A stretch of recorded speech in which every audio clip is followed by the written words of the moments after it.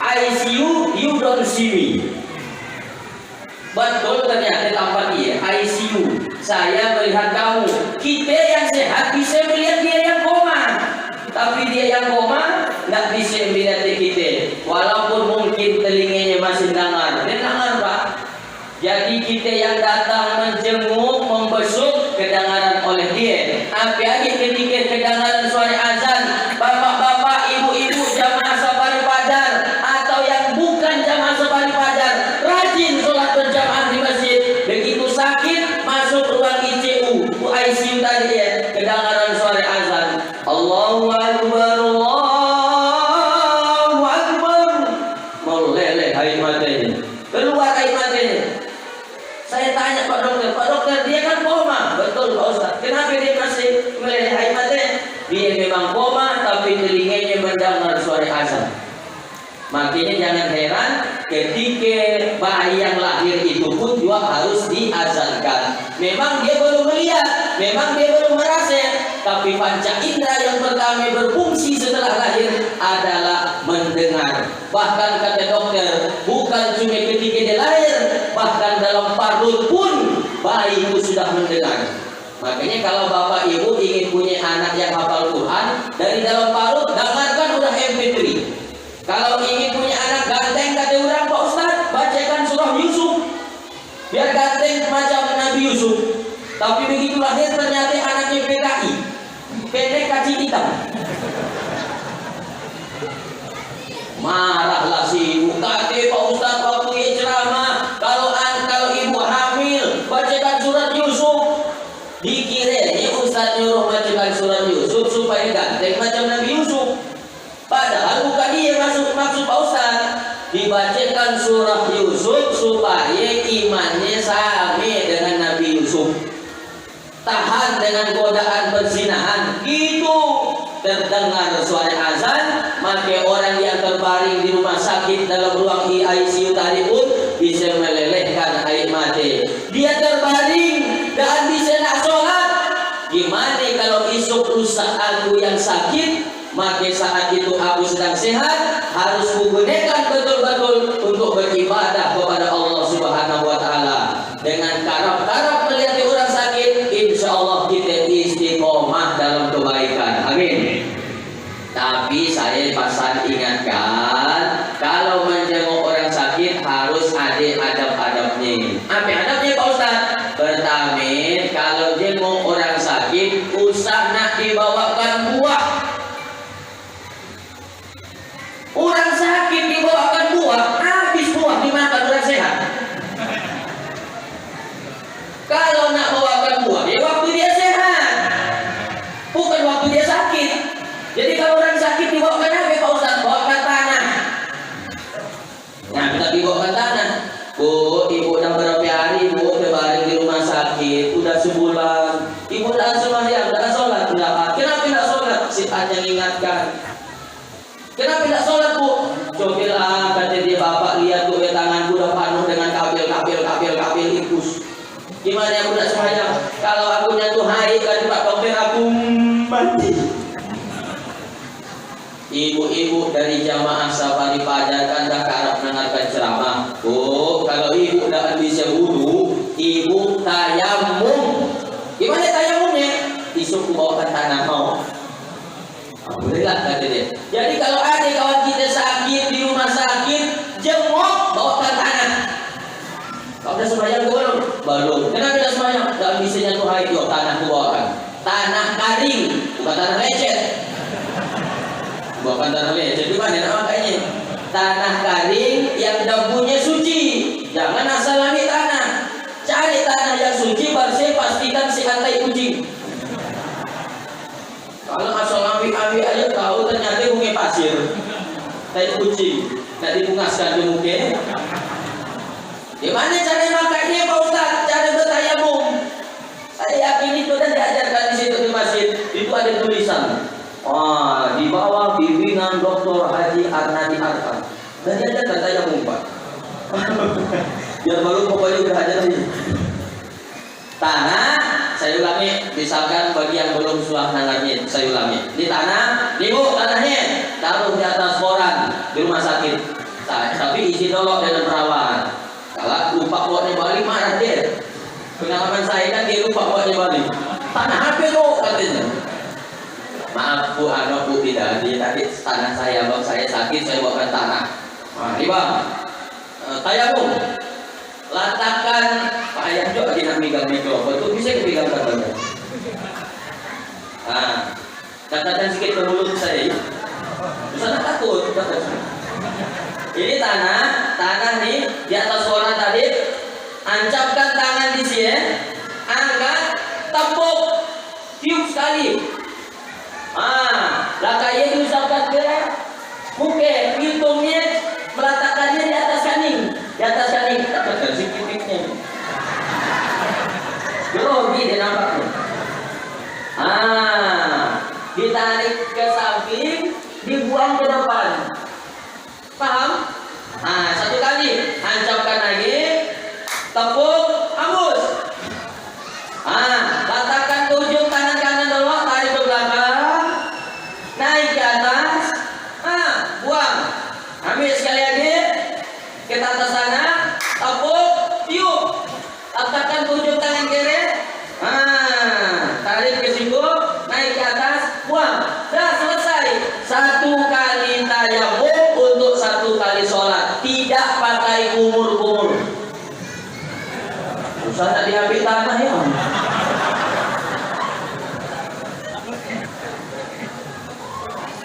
Jadi Islam itu mudah. Kalau dah bisa wudhu bisa tayamum. Jadi isok rusak tulat janun. Isok rusak tulat janun. Ada kawan sakit tanya deh. Kau dah sembahyang ke berapa hari di rumah sakit? Dah seminggu. Sembahyang kan kau dah. Tak boleh kita tinggalkan sholat. Apapun alasannya, selama otakmu masih normal dan gile, tetap wajib kau sholat. Aku dah bisa berdiri, duduk aku dah bisa guling ku dah bisa terantang kirap-kirap. Pakai isyarat. Kalau calang, ya diri. Kalau randut sikit matanya, ayo ruku. Kalau majam, ganti sujud. Kalau calang dan macam-macam, ya mati tercalang. Gampang kan?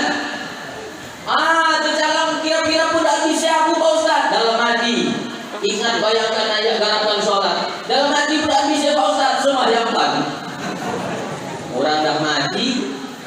Ini sholat ni sebagai kawan yang baik, maka hendaklah selalu kita ingatkan kawan kita tentang sholat. Pak, ini tanah saya bawakan, Bapak tayamum. Nah, saya ajarkan gitu ya caranya. Apa kata gininya di samping, Pak. Jangan kalah ketika dia sakit dan sembahyang. Waktu sehat tuh seorang ada sembahyangnya. Mandi parah.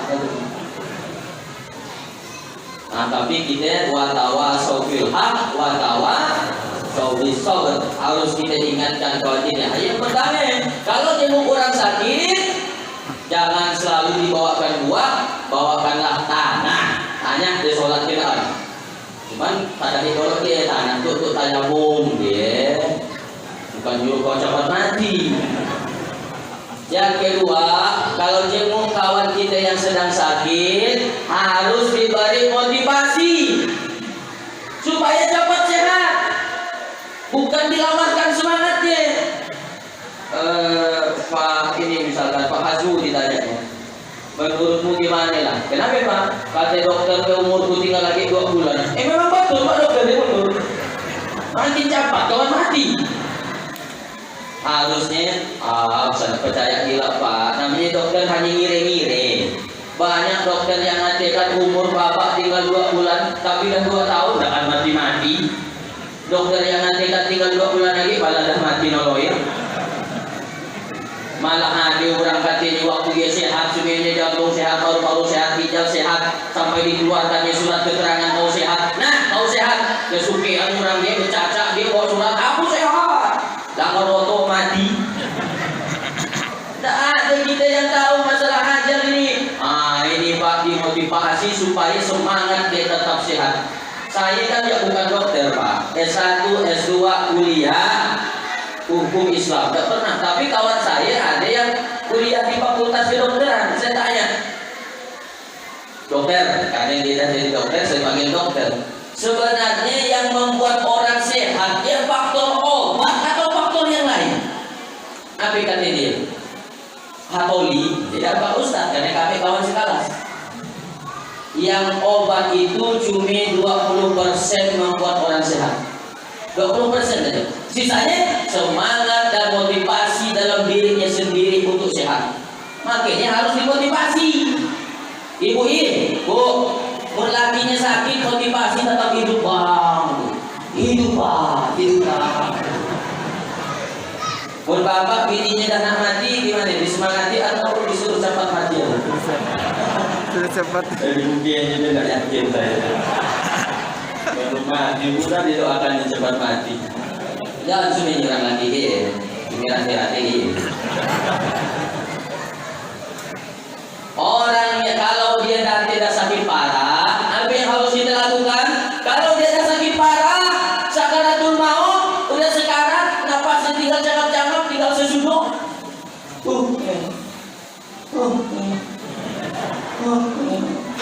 Apa yang harus kita lakukan? Suruh dia ucap, ditalkinkan, Pak, ucap la ilaha illallah, bisikan ke telinganya la ilaha illallah. Tapi yang membisikkan seorang aja, usah nak ramai-ramai.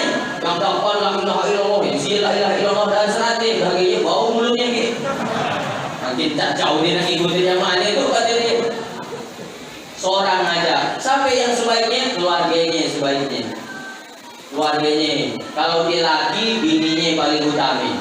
Kalau bininya, lakinya yang paling utama. Bang, abang udah sakaratul maut.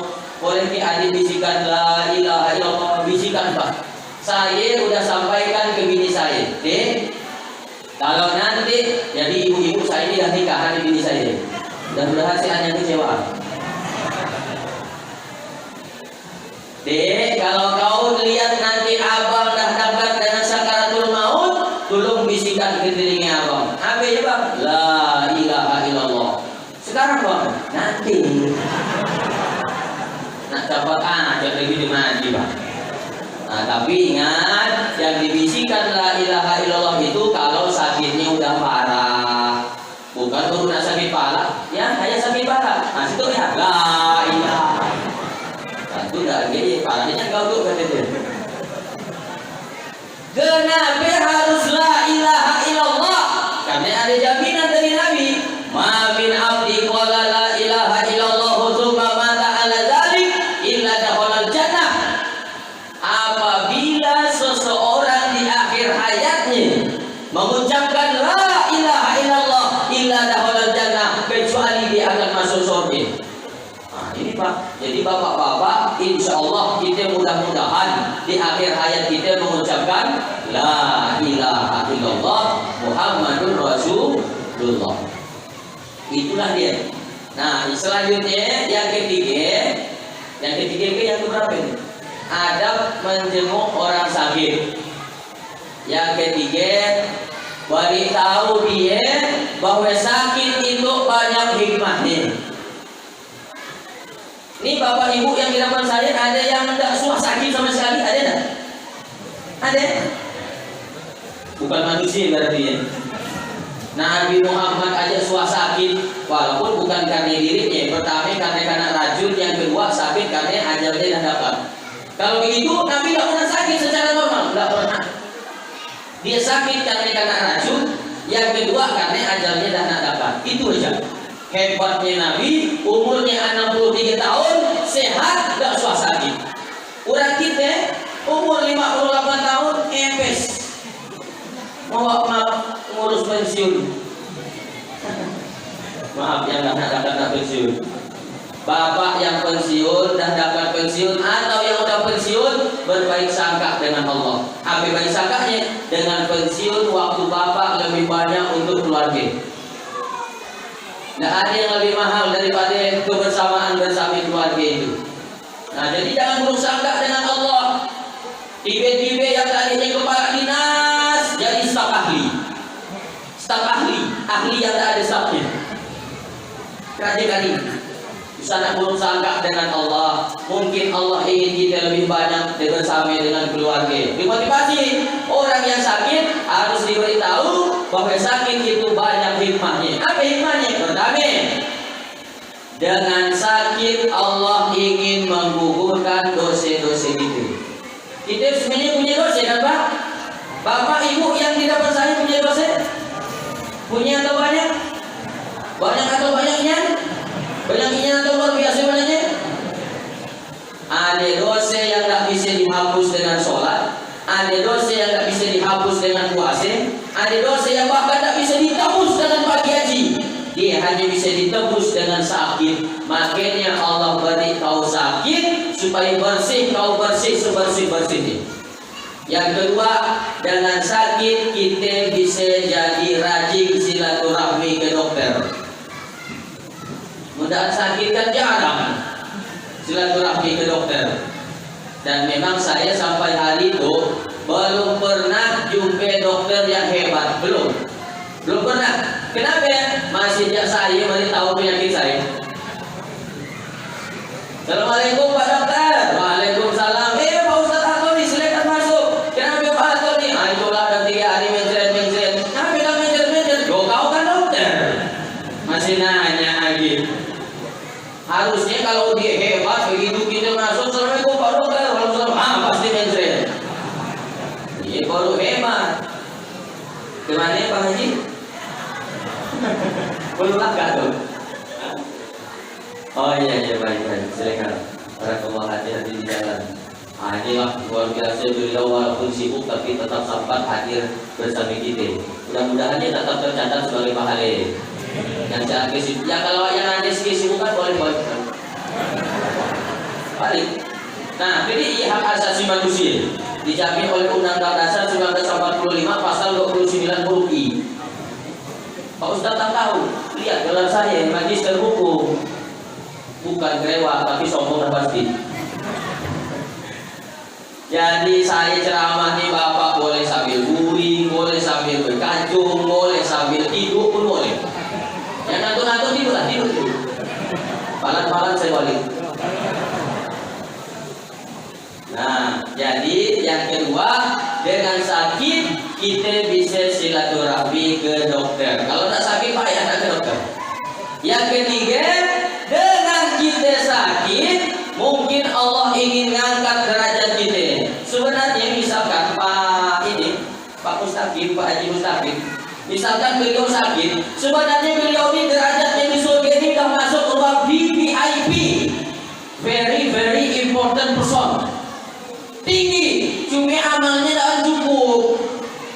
Maka Allah balik dia sakit supaya naik amalnya. Kenapa? Pahala sabar luar biasa. Ambil kata Allah, innama yuwaffas sabiruna ajrahum bighairi hisab. Pahala orang yang sabar tak ada batas. Banyaknya ke pahala sabar. Makanya kalau ada kawan kita sakit, sabar. Itu ujian dari Allah, diberikan sabar. Tapi sabar jangan salah artikan. Banyak orang salah mengartikan sabar. Katanya sabar dia diam, dan berbuat apa-apa. Pak, binimu dilarikan kurang. Sabar. Anakmu dulu kayak berpuasa. Sabar. Ia bukan sabar, dia bodoh. Sabar itu punya makna al-khuruj minal masyaqqat. Ada usaha, ada upaya, ada ikhtiar dari masalah yang sedang kita hadapi. Jangan lalu beranggapan sabar sakit, sabar dan ngapain dan berobat. Kau ngapain Pak? Sakit dan berobat. Sabar. Sakit datangnya dari Allah. Kalau waktunya sehat, kalau sehat kau ya. Nabi Ibrahim itu Pak, kata dia, idza maritu fahuwa yasfin. Kalau aku sakit, dialah Allah yang menyembuhkan. Nah, itu banyak orang yang salah artikan. Kalau itu tak usah berobat, karena Allah yang menyembuhkan. Berobat adalah ikhtiar. Kalaupun tak berhasil, ikhtiarnya sudah tercatat sebagai pahala. Nah, ini yang harus dipahami bapak-bapak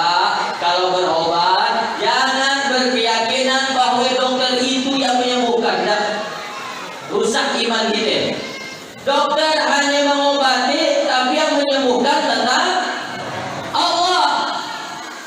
Contoh ringan, Nabi Sulaiman tuh Pak suah sakit gigi.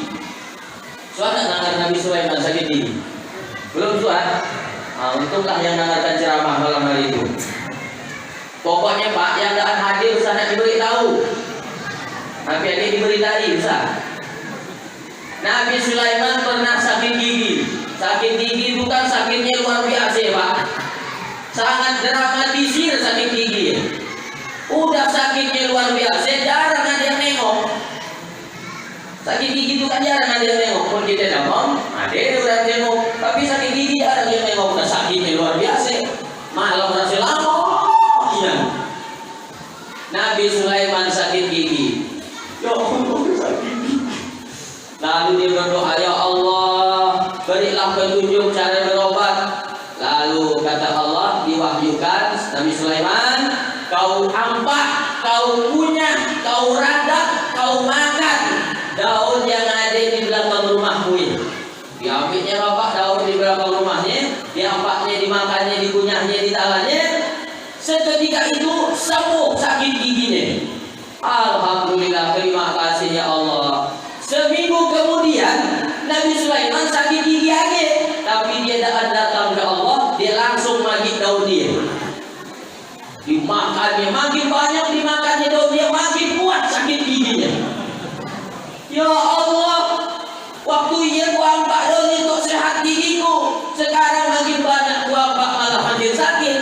Kata Allah, kau sakit gigi yang terbayang di pikiranmu daun, kau dah datang ke aku. Kau anggap daun itu yang menyembuhkan, padahal aku yang menyembuhkan, kata Allah. Jelas? Jadi berobat ke dokter ya, cuma ikhtiar, bukan dokter yang menyembuhkan, tetap Allah. Nah itu Pak. Jadi kita motivasi dia bahwa ini banyak hikmahnya. Yang pertama tadi apa yang hikmah sakit? Kubur dosa. Yang kedua, diangkat derajat. Yang ketiga, silaturahmi ke dokter. Yang keempat, apa tadi? Hah? Oh, oke. Yang keempat, dengan sakit sampai tahu kita nak jumpa jodoh. Iya kan? Kawan saya itu pernah pengalaman yang pernah dengar cerita itu diam-diam aja. Ini untuk yang belum dengarnya. Kawan saya laka sholat asar berdoa dia. Umurnya 35 tahun. Kan tua ya? Jangan mati ya gue jadi. Ya Allah, umur 35 tahun belum masih begini. Tolonglah beri jodoh ya Allah. Mudah begini kan, ada yang ngurus pakaianku, ada yang cuci pakaianku, ada yang masak makananku. Kabulkan doaku ya Allah, beri jodohi. Amin. Itu ya dia berdoa. Keluar dia dari rumah, laka sholat asar, memang betul langsung Allah kabulkan doanya. Ada yang ngajar dari belakang. Tapi kakinya empat dan menggonggong. Dia pun bercacaklah sekuat-kuatnya, tapi ternyata asuh lebih kuat tadi bercacak. Ibu tahu ke asuh? Asuh tahu? Masih ada hubungan keluarga kita? Digigitlah oleh asuh ini, si yang pujang tuh tadi ya, orang pujang tuh ya. Sangat tersinggung yang tuh yang pujang tadi. Saya kan cerita ada digigit kakinya oleh asuh, akhirnya dia diopname, masuk ke rumah sakit spesialis gigitan asuh. Dia pun manggil saja, ya Allah, aku kan minta jodoh ngambil datang asuh. Hari berganti hari, 2 hari, 3 hari, 4 hari, 5 hari, 6 hari, sampai 7 hari, barulah dapat jawabannya. Ternyata jodohnya perawat. Kami supaya jumpa dengan perawat spesialis gigitan asuh harus digigit asuh dulu, biar jumpa. Nah, tapi yang belum kawin balik dari situ usah nak jadi asuh. Kalau kita gigit, sebetulnya tidak kita cari jalur ya kan, si asuh spesialisnya. Jadi takdir orang kita tak sami, beda-beda, lain-lain. Nah, jadi dengan sakit itu banyak sekali hikmahnya. Yang kelima, terakhir, kita jadi tahu sampai kawan kita yang sebenarnya. Kalau kita sukses Pak, sampai kata pepatah orang Sabas, orang sukses banyak bapaknya, orang gagal dia yatim. Ustaz Hatoli kata orang sukses dan jadi penceramah terkenal, semuanya orang nak aku keluarga. Aku nak jumpa budak keluarga. Bukan nak nyinggung, memang keluarga tadi karena Pak Sabi tadi. Hah? Pak Mawardi. Oh, ya maknya dalam mak saya masih samping-samping mak. Umat saya dia orang Merabuan, umat saya orang Merabuan juga. Melbourne. Kelahirannya Sakura, Jepang. Sakura. Nah, itulah dia. Maka dengan sakit ini banyak orang kita jadi tahu sampai sahabat kita yang sebenarnya. Makanya acara ini juga dia mempererat ukhuwah. Jangan orang kita sukses baru nanti diakui keluarga, baru nanti diakui saudara. Tapi ketika dia susah itu pun saudara kita. Jangan kalau udah jadi pejabat kenal dengan Pak Anu. Oh kenal, masih keluarga dengan dia. Kalau yang ditangkap KPK kenal aku ya. Yang jahat-jahat si hanya akui ini. Makanya orang sukses itu banyak bapaknya, tapi orang gagal tuh yatim. Maka kata Ali bin Abi Thalib, ketika dia ditanya lah orang, "Hai Ali bin Abi Thalib, ya, kami lihat kawanmu banyak luar biasa, berapa jumlahnya?" Kata Ali, "Nanti itu kalau aku sakit." Kawanku memang banyak kata Ali, tapi yang inyan kawan sejati nanti ku hitung kalau aku sakit. Coba Pak, ketika kita sakit, saya dulu waktu baru nikah. Waktu baru nikah tahun 2018. Saya anggap bini saya itu keadaan peduli dengan saya. Sehari-hari didulikannya, maklumlah kami kan nikah dan pakai pacaran. Kanan 5 hari lewat WA, hari ke-9 dilamar, hari ke-11 nikah. 11 hari. Jadi di kamar tidak ada habis ngalihan.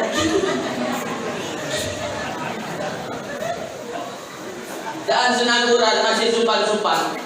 Ngapi lah mati tak lebih dulikannya aku tuh.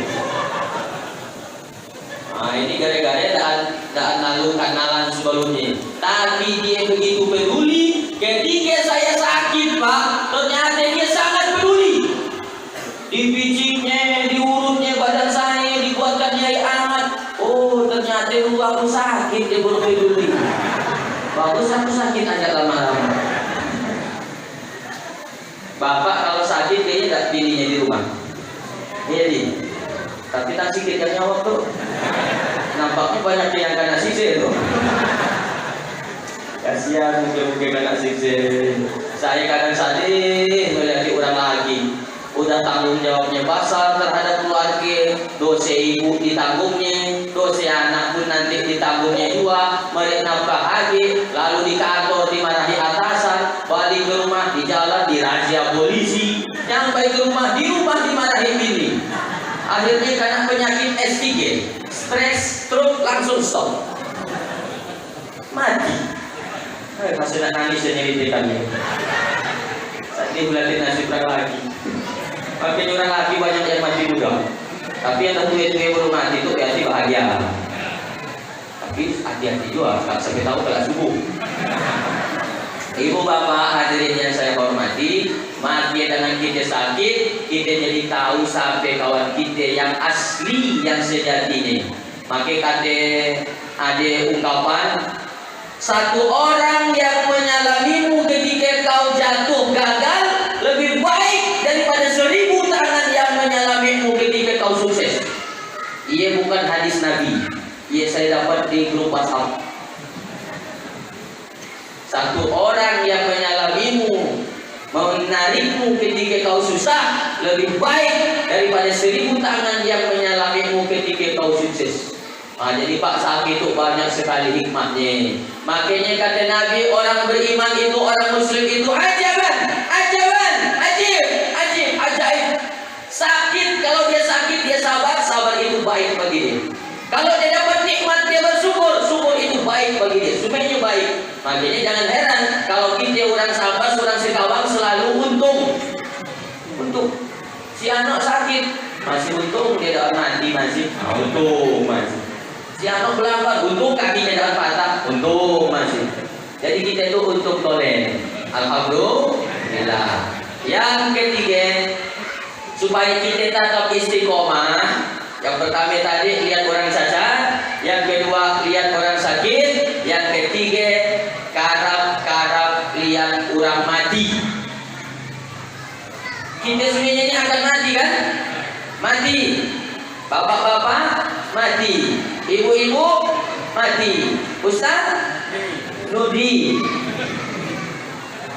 Saya kalau ada orang mati, saya langsung ikut. Kalau ada orang meninggal, Pak, apa kata Nabi? Siapa yang menyolatkan jenazah orang yang meninggal, disolatkannya, lahu kirat, kata Nabi, dia dapat pahala 1 kirat.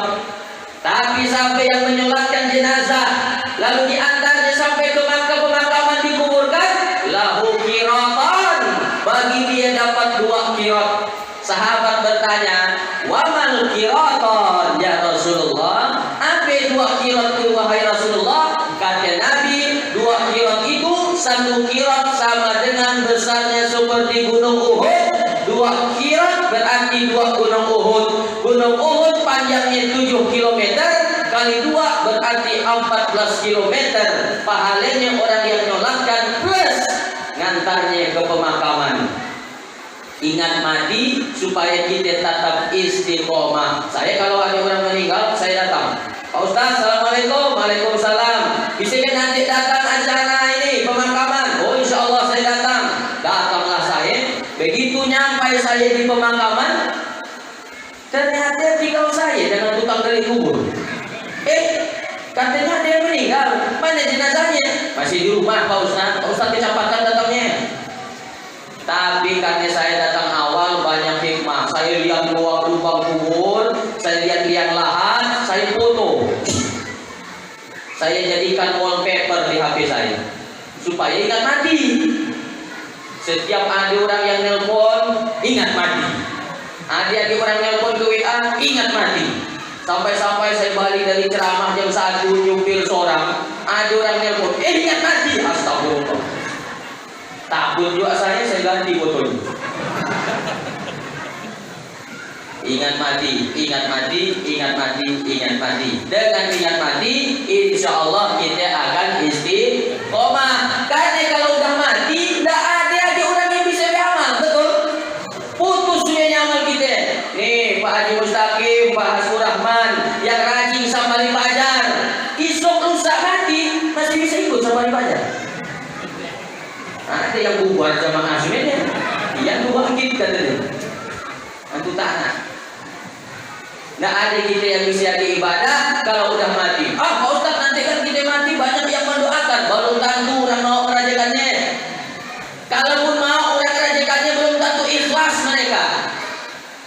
Tapi yang doanya kita hati waktu itu, ngerigitan orang doakannya. Allahu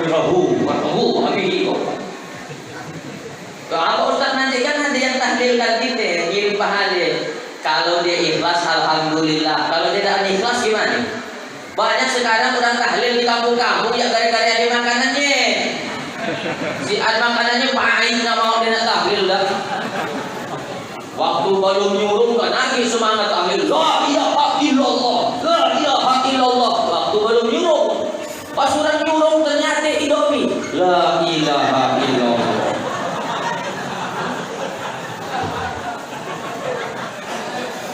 Ikhlas. Jadi usah berharap, terlalu berharap tuh orang yang masih hidup.